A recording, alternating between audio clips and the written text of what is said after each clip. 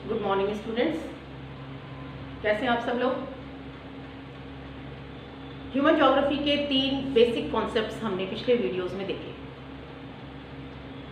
Human geography जिसमें हम mainly human को, मानव को केंद्र में रखकर, सेंटर में रखकर अध्ययन करते हैं, किंतु उसका अध्ययन पूरी पृथ्वी के परिप्रेक्ष्य में ही होता है, पृथ्वी के कंसर्न में ही होता है। तो आज जो हमारा नेक्स्ट टॉपिक है वह है concept of man environment relations या मानव पर्यावरण संबंधों की अवधारणा। मानव पर्यावरण के संबंध या मैन एनवायरनमेंट रिलेशन, कौन पावरफुल है, मैन एनवायरनमेंट पे ज़्यादा पावरफुल है या एनवायरनमेंट मैन पे ज़्यादा पावरफुल है। यही रिलेशनशिप देखने के लिए हम इस कॉन्सेप्ट का अध्ययन करेंगे, हम इस कॉन्सेप्ट की स्टडी करेंगे। प्रागैतिहासिक काल में जब मनुष्य जीव जंतुओं के समान था, तब पर्यावरण को इसने ज़्यादा हानि नहीं पहुंचाई। इसका मुख्य उद्देश्य केवल अपना पेट भरना था, जंगली जानवरों का शिकार करना और जो कंदमूल फल इकट्ठे करके खाना ही इसका मेन एम था। किंतु मनुष्य के बौद्धिक विकास ने, इसकी मेंटल स्टेटस ने इसको बाकी एनिमल्स से डिफर कर दिया, इसको अलग कर दिया। मनुष्य अपने बौद्धिक विकास से उन चीज़ों को पहचानने लगा जो इसके लिए ज़्यादा उपयोगी है। वो वनस्पति, वो जीव जंतु जो इसके उपयोग में आने वाले थे, जो इसको जीवन की सरल बनाने वाले थे, उनको इसने क्लासिफाई करना शुरू किया। इससे क्या हुआ कि जो अनुपयोगी जीव जंतु थे उनको इसने बायोलॉजिकल साइकिल से निकालना शुरू कर दिया। मनुष्य अपने बौद्धिक विकास से, अपने तकनीकी ज्ञान से, अपनी स्किल से, कौशल से उन चीज़ों को निकालने लगा जो हमारे पर्यावरण के लिए बहुत ज़्यादा इम्पॉर्टेंट थे या बहुत ज़्यादा ज़रूरी थे। जहाँ भी मनुष्य कृषि करता है वहाँ पे सौरिक ऊर्जा, सन एनर्जी की कैलोरीज केवल 400 से 500 कैलोरी, 400 to 500 कैलोरीज होती है। जबकि जहाँ पे एवरग्रीन फॉरेस्ट है, जहाँ पर और घना जंगल है, डेंस फॉरेस्ट है, वहाँ लगभग 1100 से 1400 कैलोरीज के बीच में सूर्य एनर्जी अवशोषित की जाती है। तो आप देखिए कि कृषि क्षेत्र, इसका मतलब उस सौर्य एनर्जी को नहीं अवशोषित कर पाते, नहीं उपयोगी बना पाते। किंतु कृषि कार्य जरूरी है क्योंकि वो मानव की आवश्यकताओं की पूर्ति करता है। मनुष्य अपनी आवश्यकताओं की पूर्ति के लिए पर्यावरण को नुकसान पहुंचाया जाता है और यह नुकसान 18वीं शताब्दी में, 18th सेंचुरी में अपने चरम पर पहुंच गया जब इंडस्ट्रियलाइजेशन शुरू हुआ, जब औद्योगिकरण शुरू हुआ। मनुष्य ने जीवाश्म ईंधनों को, फॉसिल फ्यूल को यूज़ करना शुरू किया और इससे जो हमारी पृथ्वी, जो कि एक बैलेंस में थी अपने एटमॉस्फेयर के साथ, उसका इम्बैलेंसिंग भी शुरू, उसका असंतुलन भी शुरू हुआ। जितने भी फॉसिल फ्यूल्स हैं, जितने भी जीवाश्म ईंधन हैं, वो अपने जलने के साथ ही जो कार्बन, जो CO2, जो है कार्बन मोनोऑक्साइड और अन्य जहरीली गैसें जो एटमॉस्फेयर में, वातावरण में छोड़ने लगे, उससे पृथ्वी का नुकसान प्रारंभ हुआ। तो मानव पर्यावरण के अंतर संबंधों को समझने के लिए 2 तरह के कॉन्सेप्ट्स दिए गए हैं। एक है निश्चयवाद या डिटर्मिनिज्म और दूसरा है पॉसिबिलिज्म या संभववाद। इनका सीधा सा तात्पर्य है, डिटर्मिनिज्म मतलब प्रकृति ही डिटर्मिन करती है, प्रकृति ही निश्चय करती है कि मानव अपने निवास के लिए क्या क्या जीव जंतु वनस्पति इस्तेमाल करेगा, उसको क्या बायोलॉजिकल प्रोसेस में वो ज़्यादा डिस्टर्बेंस नहीं करेगा, उसको क्या क्या चीज़ें चाहिए, उसको कौन सी वनस्पति यूज़ करनी है, उसको कौन से एनिमल्स को अपने वो भी जो उस एटमॉस्फेयर में मिलते हैं वो केवल उन्हीं को इस्तेमाल कर सकता है। और पॉसिबिलिज्म वाले कहते हैं कि नहीं, मनुष्य एटमॉस्फेयर में चेंजेस ला सकता है अकॉर्डिंग टू अपनी फैसिलिटी। जो फैसिलिटी उसको चाहिए उसके अकॉर्डिंग वो एटमॉस्फेयर में, वातावरण में परिवर्तन कर सकता है। तो इस तरह से हम डिटर्मिनिज्म और पॉसिबिलिज्म इन दोनों को एग्जाम्पल के साथ पढ़ेंगे। निश्चयवाद में, जिसे प्राकृतिक निश्चयवाद भी कहते हैं, इसके अनुसार मनुष्य प्रकृति का दास है। मनुष्य को भी प्रकृति के अनुदेशों की निर्देशों की पालना करनी चाहिए, जैसे कि पशु पक्षी या वनस्पति करती है। प्राचीन समय से ही इस अवधारणा का विकास हो गया था। अरस्तु ने अपनी ग्रीक फिलोसफर है अरस्तु, उन्होंने अपनी पुस्तक राजनीति में यह उल्लेख किया था कि मनुष्य प्रकृति का दास है। मनुष्य और प्रकृति के जो संबंध है वो बहुत जटिल है और जिसमें प्रकृति ज़्यादा प्रभावी है। नियतिवाद का या डिटर्मिनिज्म का या निश्चयवाद का विकास और जन्म जर्मन स्कूल ऑफ ज्योग्राफी में हुआ, जर्मनी में हुआ। और जर्मनी में मुख्य ज्योग्राफर जो थे और मानव भूगोल के जो जन्मदाता हैं फ्रेडरिक रेटजल, उन्होंने इसको मजबूती प्रदान की। उनके अनुसार मनुष्य एक स्वच्छंद पक्षी की तरह नहीं है जो आकाश में स्वच्छंद उड़ान भर सके। मनुष्य एक पौधे की भांति है जो जिसके पैर पौधे के तने पेड़ के तने के समान जमीन से जुड़े हुए हैं। इस प्रकार इसका विकास यूरोप में हुआ, फ्रेडरिक रेटजल ने किया। और उसके बाद हिप्पोक्रेटस ने अपनी पुस्तक में लिखा कि मनुष्य प्रकृति का बच्चा है, पृथ्वी का बच्चा है और ये पृथ्वी पर पृथ्वी की जितनी मिलने वाली चीज़ें हैं उनके अनुसार ही अपने आप को ढालता है और उनके अनुसार ही जीवन यापन करता है। इस प्रकार विभिन्न भूगोलवेत्ताओं ने नियतिवाद को या निश्चयवाद को ही प्रूव करने की कोशिश की, स्थापित करने की कोशिश की कि मनुष्य अपनी बुद्धि के अनुसार जो उपलब्ध संसाधन है, जो उपलब्ध तत्व हैं, उनको बस उनके अनुसार अपने आप में परिवर्तन कर लेता है। इसका सबसे ज़्यादा महत्व इस बात का है कि जो फ्रेडरिक रेटजल की शिष्या थी कुमारी सैम्पुल, 1911 में उन्होंने इसका जोरदार तरीके से समर्थन किया। वे इसकी प्रबल समर्थक थी, वो कट्टर नियतिवादी थी, निश्चयवादी थी। उनके अनुसार पृथ्वी के उपलब्ध तत्वों के आधार पर ही मनुष्य विकास करता है, उसके अलावा मनुष्य सोच ही नहीं सकता। उन्होंने कहा कि यूरोप के लोगों ने जो आक्रमण किया एशिया पे भी, वो भी इसीलिए किया कि यूरोप के लोग साहसी, बहादुर और मजबूत होते हैं, जबकि यूरोपीय जो एशियाई देशों के लोग हैं वो आलसी होते हैं। समुद्र किनारे बसने वाले लोगों के लिए उन्होंने कहा कि समुद्र के किनारे जो बसने वाले लोग हैं उनके नरम दिल के होते हैं, नाजुक दिल के होते हैं, किंतु प्रकृति ने उनकी भुजाओं में असीम शक्ति भर दी है ताकि वे समुद्र को लांघ सकें।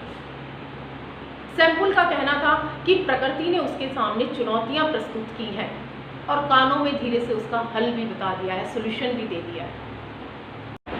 उन्होंने बताया कि शारीरिक प्रभाव, मानसिक प्रभाव, आर्थिक और सामाजिक प्रभाव और मानवीय गतिविधियों पर प्रभाव, ये 4 तरह के प्रभाव मनुष्य के वातावरण पर पड़ते हैं।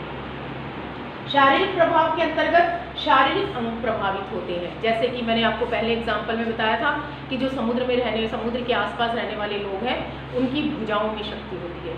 जो पहाड़ों के हिली एरियाज के आसपास रहने वाले लोग हैं उनके पैर मजबूत होते हैं ताकि वो ऊपर खावड़ पहाड़ी चट्टानों पर आसानी से चढ़ सकें। तो शारीरिक प्रभाव के अंतर्गत उनके शारीरिक अंग प्रभावित होते हैं। मानसिक प्रभाव के अंतर्गत उनका धर्म, साहित्य, संस्कृति, भाषा, विचार, भावनाएं, ये सब प्रभावित होते हैं। आप स्वयं महसूस करेंगे कि जब मौसम में ज़्यादा उमस हो, वातावरण अच्छा नहीं हो तो हमें भी अच्छा नहीं लगता है। जब अच्छा खुशगवार मौसम हो, अच्छा हमें बरसात हुई हो, हवा अच्छी चल रही हो तो हम भी अपने आप को अच्छा महसूस करने लगते हैं। तो इस प्रकार उन्होंने बताया कि जो मानसिक प्रभाव है उस पर भी प्रकृति के तत्वों का प्रभाव पड़ता है, जैसे धर्म, साहित्य, संस्कृति इत्यादि। आर्थिक और सामाजिक प्रभाव, आपको पता है कि प्रकृति में जहाँ संसाधनों की प्रचुरता में उपलब्धता है वहाँ का आर्थिक स्तर, वहाँ पर आर्थिक कार्य बहुत अच्छी तरीके से संपन्न किए जाते हैं। वहाँ के रहने वाले लोगों का आर्थिक स्तर भी बहुत ऊंचा होता है। किंतु ऐसे क्षेत्र जहाँ पर रिसोर्सेज की कमी है, लैक ऑफ रिसोर्सेज है, वहाँ पर उनका जीवन यापन भी असंभव हो जाता है और उनका जो लाइफ स्टैंडर्ड है, जो स्टैंडर्ड ऑफ लाइफ है वो भी बिलो क्वालिटी रहता है। तो आर्थिक और सामाजिक प्रभाव पे भी पर्यावरण का बहुत ज़्यादा असर पड़ता है। मानवीय गतिविधियों पर प्रभाव, जलवायु संबंधी जितने भी प्रभाव होते हैं वो मानवीय गतिविधियों पर भी असर डालते हैं। इस प्रकार कुमारी सैमपुल ने निम्न 4 भागों में बांटकर मनुष्य के ऊपर वातावरण के प्रभाव को बताने की चेष्टा की। किंतु जैसे जैसे समय बीतता गया इसकी आलोचना आरंभ हो गई। लोगों का कहना था, आलोचना करने वाले लोगों का कहना था कि यहाँ पर प्रकृति को ही मुख्य निर्णायक बना लिया गया, मनुष्य के बौद्धिक ज्ञान, कौशल और तकनीकी को नज़रअंदाज कर दिया गया, उसे नेग्लिजिबल कर दिया गया।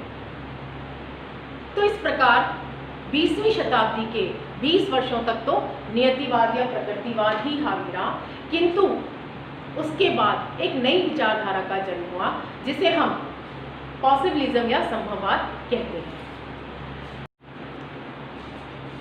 पॉसिबिलिज्म या संभववाद निश्चयवाद की विपरीत विचारधारा है। इसके अंतर्गत ये माना गया कि पर्यावरण मानव को नियंत्रित नहीं करता, मानव पर्यावरण में अपनी बुद्धि, अपनी कौशल, अपने ज्ञान के द्वारा परिवर्तन लाता रहता है। हम उसको नज़रअंदाज नहीं कर सकते।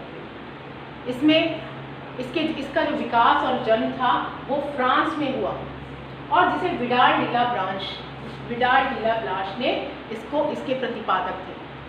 उन्होंने पूरी तरह से निश्चयवाद को नकार दिया और उन्होंने कहा कि हम जो मनुष्य है वो संभववाद के अंतर्गत प्रकृति द्वारा दिए गए चयनों, प्रकृति द्वारा दिए गए संभावनाओं में से चयन कर लेता है कि उसके विकास के लिए सबसे ज़्यादा महत्वपूर्ण चीज़ क्या है। प्रकृति सिर्फ उसके सामने संभावनाओं के दरवाजे खोलती है, पॉसिबिलिटीज़ देती है और उसमें से मनुष्य स्वयं चूज़ करता है, स्वयं सिलेक्ट करता है कि उसके लिए क्या इम्पोर्टेंट है। इस प्रकार इसके अंतर्गत विडाल डिला ब्लाश ने बताया कि उन्होंने तो मनुष्य की सराहना की, उन्होंने तारीफ की, उन्होंने इस बात के लिए मनुष्य का धन्यवाद किया कि अपने जन्म स्थान से, अपने मूल स्थानों से मनुष्य ने विभिन्न पेड़ पौधों को दूसरे स्थानों पर ले जाकर बसाया और उनमें नई नई किस्में उत्पन्न की ताकि वो मनुष्य की आवश्यकताओं की पूर्ति कर सके। इसके अंतर्गत मनुष्य ने अपने साहस, अपने बुद्धि, अपनी कौशल, अपनी तकनीक का उपयोग किया जिससे कि हम पर्यावरण के घटकों के सामने तुच्छ नहीं मान सकते। विडाल डिला ब्लाश के शिष्य जीन ब्रुंश ने भी इस मत का पूरी तरह से समर्थन किया और उन्होंने बताया कि पर्यावरण के तत्व मनुष्य को सामने संभावनाएं उत्पन्न करते हैं, मनुष्य के सामने सीमाएं बनाते हैं। यद्यपि मनुष्य उन सीमाओं को नहीं लांघ सकता किंतु उनके अंतर्गत परिवर्तन अवश्य कर सकता है। इसी प्रकार डिमांजिया ने, इसी प्रकार अन्य ज्योग्राफर्स ने भी इस मत का प्रतिपादन किया, इस मत का समर्थन किया और पूरी तरह से विडाल डिला ब्लाश के समर्थन में खड़े रहे। तो ये जो मत था संभववाद या पॉसिबिलिज्म, ये डिटर्मिनिज्म के अगेंस्ट में उत्पन्न हुआ और लंबे समय तक यह अस्तित्व में रहा, लंबे समय तक लोगों ने इसको अस्तित्व में रखा। इन दोनों मत के पश्चात एक तीसरी विचारधारा का जन्म हुआ जिसे हम नव निश्चयवाद कहते हैं। नव निश्चयवाद जिसके अंतर्गत नियो डिटर्मिनिज्म एक मध्यमार्गी विचारधारा है जिसके प्रतिपादक ग्रिफिथ टेलर थे। इन्होंने इस विचारधारा का जन्म दिया जिसे स्टॉप एंड गो डिटर्मिनिज्म भी कहा गया। उनके अनुसार न तो प्रकृति पूरी तरह से नियंत्रण करता है और न ही मनुष्य के अधीन है। उन्होंने इसीलिए इसका नाम नव निश्चयवाद दिया। उनके अनुसार प्रकृति और मनुष्य को हैंड इन हैंड होना चाहिए।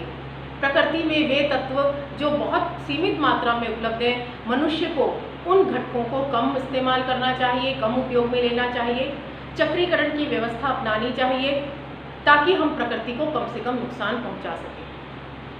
तो ग्रिफिथ टेलर के अनुसार जो नव निश्चयवाद है यह 20वीं शताब्दी के बाद में 21वीं शताब्दी के नई विचारधारा है, 20वीं और 21वीं शताब्दी की नई विचारधारा है और विश्व के जितने भी अर्थशास्त्री हैं वो भी इस बात से सहमत है कि हम मनुष्य की जितनी भी आर्थिक क्रिया हैं उसमें यदि हम संसाधनों का, रिसोर्सेज का मैक्सिमम उपयोग करेंगे, उपभोग करेंगे, तो वह दिन दूर नहीं जब हम उस संसाधन से पूर्णतया वंचित हो जाएंगे। इसलिए हमें रिसोर्सेज का ऑप्टिमम यूज़ करना चाहिए, उतना ही यूज़ करना चाहिए, उतना ही उसको आवश्यकता अनुसार अपने काम में लेना चाहिए जितना कि प्रकृति उसे पुनः निर्मित कर सके। तो नवनिश्चयवाद इस विचारधारा की नवीन विचारधारा है। तो स्टूडेंट्स, इस वीडियो में हमने 3 तरह की विचारधाराएं पढ़ी, निश्चयवाद, संभववाद और नवनिश्चयवाद। निश्चयवाद के अनुसार इसके समर्थकों ने बताया कि प्रकृति पूर्ण रूप से मनुष्य की विजेता है। इसके समर्थकों ने बताया कि मनुष्य प्रकृति का विजेता है, और इसके समर्थक ने बताया कि नहीं, न मनुष्य पूर्ण रूप से विजेता है, न ही मानव पूर्ण रूप से विजेता है। दोनों आपस में मिलकर सहयोग कर चलते हैं, तभी वो मनुष्य पूरी तरह से उन्नति और विकास कर सकता है।